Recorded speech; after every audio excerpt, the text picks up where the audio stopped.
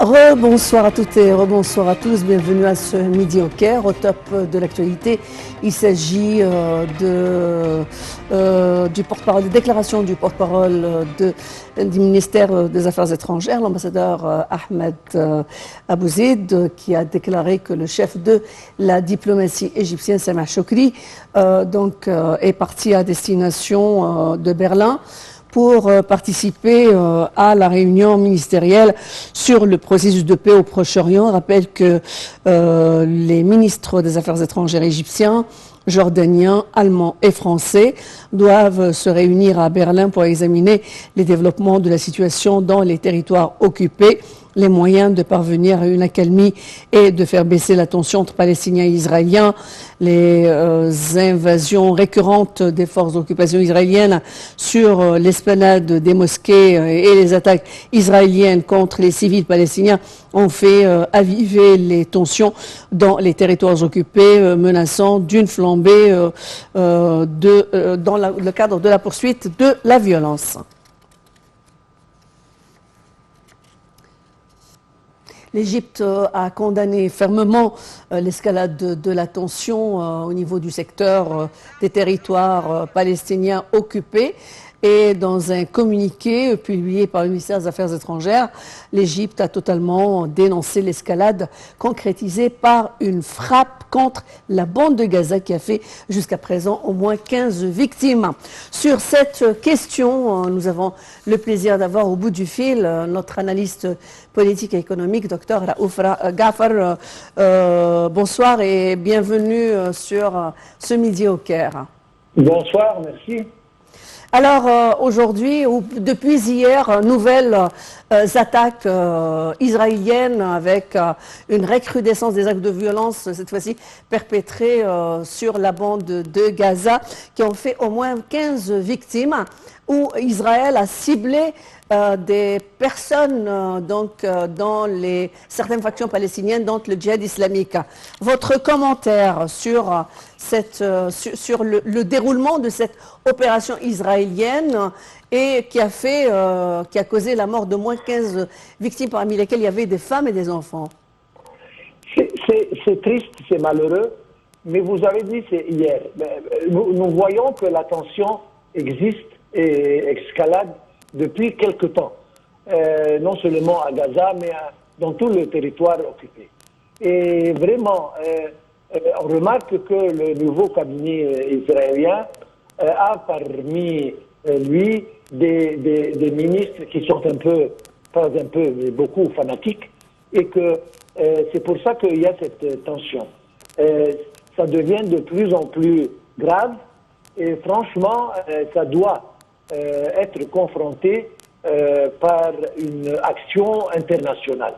Je suis content que notre ministre maintenant à Berlin, avec 2 ou 3 pays européens qui ont de l'influence, pour essayer d'aboutir à une solution. Justement, permettez-moi de vous poser la question, quel genre de solution peut-on attendre aujourd'hui dans ces incursions, ces violences qui sont donc, il y a quelques semaines, moins de 2 semaines, il y avait une autre aussi, des actes perpétrés contre Gaza, et avant il y avait les incidents meurtriers sur l'esplanade des mosquées. Que peut-on espérer de ce genre de, je veux dire, à quel genre de proposition peut adhérer Israël? Vous venez de dire aussi, avec ce gouvernement qui est totalement dans l'extrémisme de droite. Absolument. Nous prions et nous aspirons à une solution à long terme. Je ne veux pas dire continue, parce que je pense qu'on ne va jamais aboutir à ça. Au moins une entente qui soit un cessez-le-feu, on arrête les agressions pour un long temps, et pour essayer de donner l'occasion des deux parties de rester ensemble et essayer de Oui, voir oui, une oui, docteur solution. Raouf Gafar, la situation est comme suit. Actuellement, la politique israélienne, celle d'Itmar Ben-Gvir ou d'autres, Ouais, serait ouais, d'assassiner certaines figures emblématiques du djihad islamique, de certaines factions ouais. palestiniennes. Aujourd'hui, c'était le cas depuis hier à aujourd'hui. Quelle serait la réplique justement de ces factions palestiniennes? À quoi On, peut-on on- s'attendre? on va s'attendre à une réaction qui soit encore sanguine, c'est-à-dire ça ne va pas cesser. Euh, Si jamais cette conviction chez Ben Rafir ne change pas et il continue à faire ce qu'il a en tête pour éliminer les personnes qui pensent qu'ils sont, qui posent des dangers à Israël, ça ne va pas s'arrêter. Il faut justement, et il a déjà, il a parlé à son premier ministre, il a posé ses conditions. Il a dit, moi je vais démissionner si jamais je ne fais pas ce que bon me semble. Oui, justement, ce gouvernement extrême droite avait adopté il y a peu avec le gouvernement de Netanyahou d'adopter la politique aussi d'avoir recours aux assassinats. À quel point ça peut causer une escalade des opérations de violence et peut-être conduire à une guerre avec plusieurs confrontations avec le Hezbollah libanais et d'autres? Ça a causé déjà escalation, ça existe et ça augmente d'un jour à l'autre. Avec le Liban, je ne pense pas, mais en principe, M. Netanyahou, il veut être Premier ministre à n'importe quel coup, et ça, ce n'est pas vraiment sensible. Donc, il faut absolument, une fois pour toutes, aboutir à une entente, à une décision prise par les deux côtés d'arrêter ce genre d'agression pour ne pas escaler de plus en plus et essayer de trouver une solution pour éviter tous ces agressions. Alors notre ministre des Affaires étrangères, avec l'aval des ministres respectifs, donc dans cette réunion de Berlin, qui travaille de toutes les façons d'une façon recrudescente sur la question du rétablissement du processus de paix. De quel processus de paix parle-t-on aujourd'hui au sein de ces exactions israéliennes perpétrées contre le peuple israélien, le peuple palestinien, et encore avec l'augmentation du nombre de colonisations, mais aussi de cette question de meurtrir les musulmans dans l'Aqsa. La politique a été donc adoptée, qui était celui de faire disparaître les musulmans dans des cadres, dans des horaires précis pour que les juifs puissent accéder et faire leur prière. On va arriver à quelle situation là? Vous parlez d'un processus de paix. Ce mot n'existe plus. Malheureusement, on dit ça avec beaucoup de malheur et de tristesse. De tristesse, oui. C'est-à-dire, ils ne veulent pas arrêter et ça devient de plus en plus grave et la situation avec ces escalations devient de plus en plus difficile. Oui. Et nous prions justement qu'on aboutit à quelque chose qui soit meilleur pour les deux côtés. Mais espérons que les efforts diplomatiques fassent quelque chose, au moins pour, disons, calmer les choses, afin qu'ils peuvent discuter un nouveau processus, si jamais on peut dire ça, pour vivre... Déjà, on parle de trêve, docteur. On parle déjà de trêve. Absolument, absolument. De trêve. Permettez-moi ici de vous poser la question également sur, aujourd'hui, les factions palestiniennes qui ont été ciblées par les assassinats ont dit qu'ils vont répliquer. Ils n'ont pas encore répliqué. Israël s'attend à ce qu'il y ait des attaques et d'où elle a pris un certain nombre de dispositions entre autres ouvrir les bunkers pour certains habitants dans certaines habitations, telles que Cédrout, quelques régions, etc. On doit s'attendre à quel genre de réponse de la part des factions, palestiniennes? Malheureusement, les Palestiniens vont faire tout ce qu'ils peuvent. Mais ils vont rétalier, c'est normal. Après cette pression et ces agressions, ils doivent vous montrer qu'ils ne sont pas contents et ils vont certainement répliquer. C'est normal, c'est une réaction complètement normale vu ce genre de pression que ces agressions posent.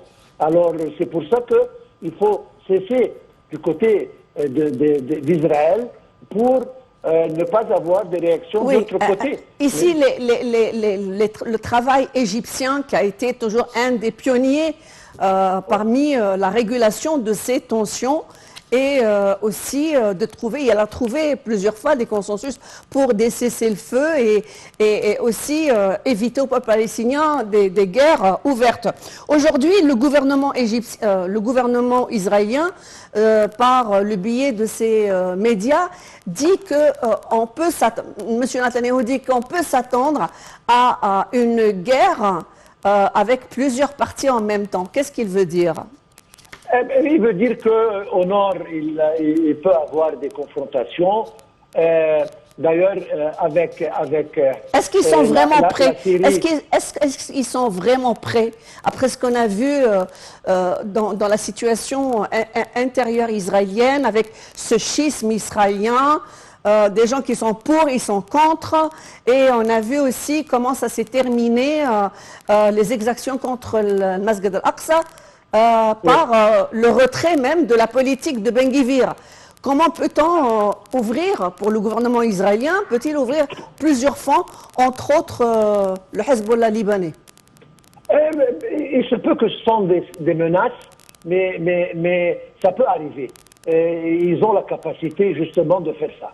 Et la raison du plus fort. Mais j'espère que les efforts égyptiens, sur le plan diplomatique d'un côté, et puis sans doute il y a des pourparlers dans des autres directions entre Israël et l'Égypte pour essayer de un peu alléger la situation sur le plan confrontation et sur le plan meurtre qui arrive chaque jour en essayant de calmer les choses. Nous ne pouvons rien faire que de prier et d'espérer que la situation devient un peu plus meilleure pour les Palestiniens. C'est tout. Oui, alors, merci à vous, docteur Raouf Ghafar, d'avoir donné vos éclaircissements à propos d'une lecture dans le futur immédiat des efforts égyptiens et arabes pour pouvoir contenir la situation à Gaza.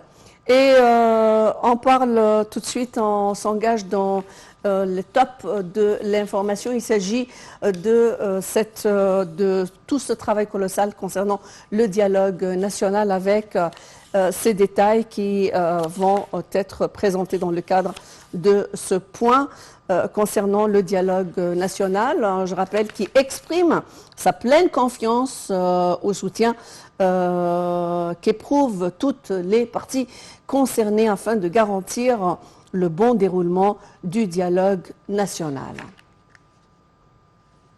Le Conseil des secrétaires du dialogue national a tenu une réunion au siège de l'Académie nationale de formation pour examiner le calendrier et le plan des séances des discussions qui débuteront la semaine prochaine.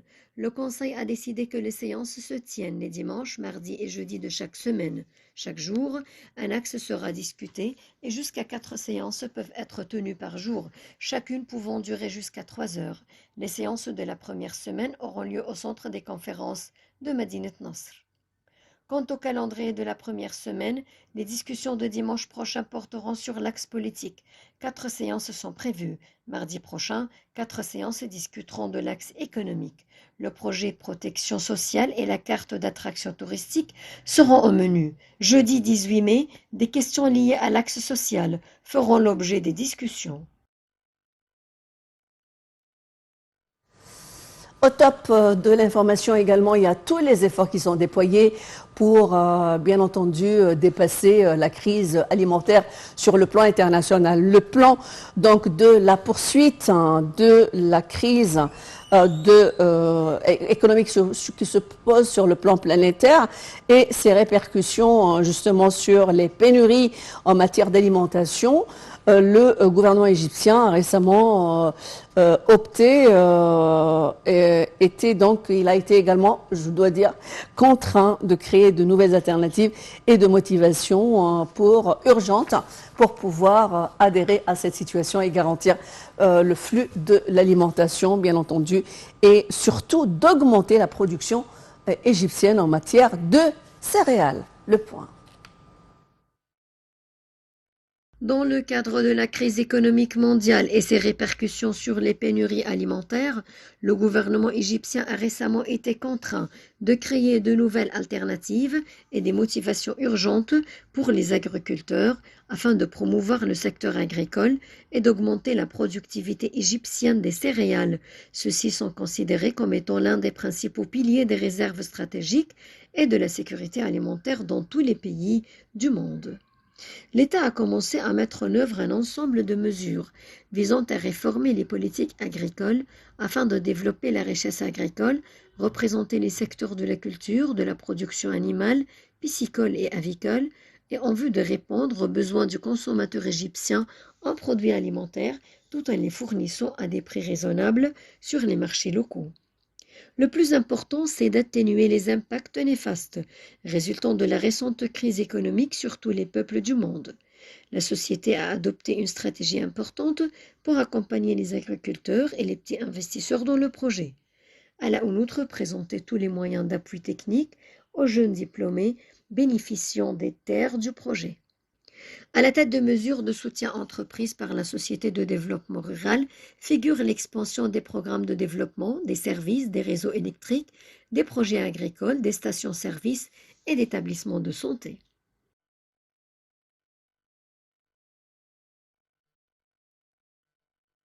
Voilà, on arrive à la fin de cette nouvelle édition de Midi au Caire. Merci de l'avoir suivi. L'information continue sur l'ITV International dans quelques instants. Annie Farak.